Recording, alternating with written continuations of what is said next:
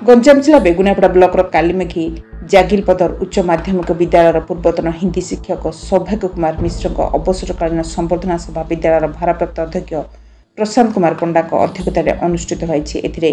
कालीमेघी पंचायत सरपंच अर्चना त्रिपाठी, समिति सभ्य नयनी गौड़, पूर्वतन सरपंच बलभद्र जेना, विश्वामित्र त्रिपाठी, अमर जेना, जटेश्वर दास, कैलाश दास और कीर्तन तराई और ग्रामर किसी समाजसेवी जोगदे।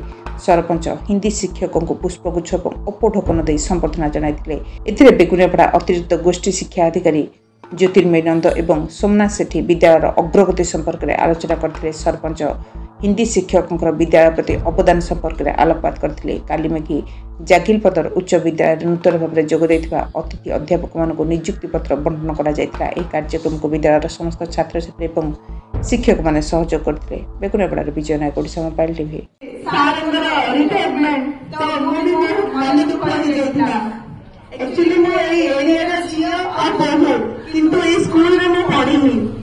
किंतु जब मैं सरपंच दायित्व नहीं स्कूल को मैं प्रति मासरे आसी मत लगे एटा मो स्कूल सब स्टूडेंट्स मोर सब सार मान सहित